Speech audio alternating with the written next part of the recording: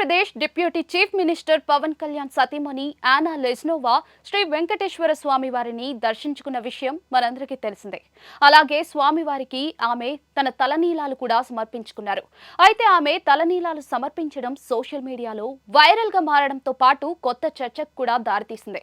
అసలు మహిళలు తలనీలాలు సమర్పించవచ్చా, సమర్పిస్తే ప్రమాదమా అని కొంతమంది కొత్త చర్చ మొదలుపెట్టారు.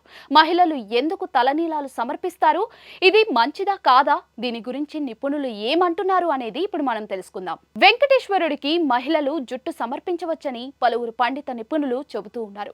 మహిళలు జుట్టు సమర్పించడంలో ఎలాంటి తప్పు లేదని చెప్తున్నారు. ఎందుకంటే మహిళలకు అత్యంత ముఖ్యమైనది కట్టు బొట్టు జుట్టు. పుట్టినప్పటి నుంచి మహిళలకు సహజ సిద్ధంగా వచ్చే జుట్టు ఎంతో ప్రత్యేకమైనది.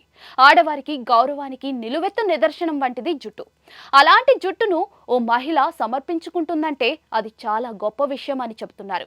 మహిళలకు అహంకారం, అందం, గర్వం అన్నీ కూడా కట్టు బొట్టు జుట్టులోనే ఉంటుందని, అలాంటి జుట్టును సమర్పించుకోవడం అంటే మామూలు విషయం కాదంటున్నారు. తమ అందం, గర్వం, అహంకారం అన్నిటినీ కూడా వదిలేసి, స్వామి నీ కృప కోసం ఇంతకంటే ఎక్కువగా దిగజారలేను, నా అహంకారాన్ని, గర్వాన్ని వదిలేసి నీ మెప్పు కోసం, నీ కృప కోసం జుట్టు సమర్పిస్తున్నానని చెప్పడమే మహిళలు తలనీలాలు సమర్పించడానికి అర్థమని పేర్కొంటున్నారు. ఈ విధంగా చూస్తే మహిళలు జుట్టు సమర్పించడంలో ఎలాంటి తప్పు లేదని, అన్నా లెజ్నోవా సైతం తన తలనీలాలను సమర్పించడంలో ఎలాంటి తప్పు లేదని చెప్తున్నారు.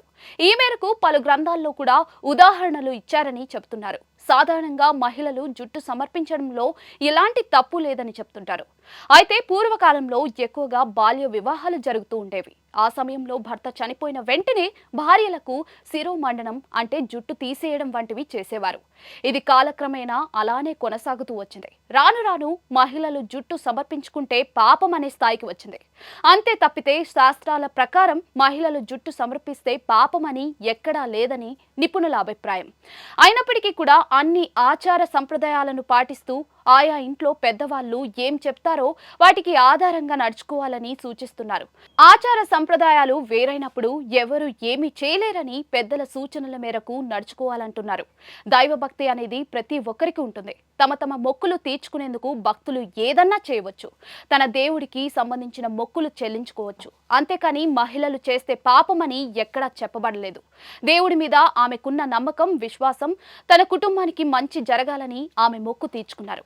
ఆమె మొక్కుకు గౌరవం ఇవ్వాల్సిన అవసరం ప్రతి ఒక్కరిపైన ఉంది.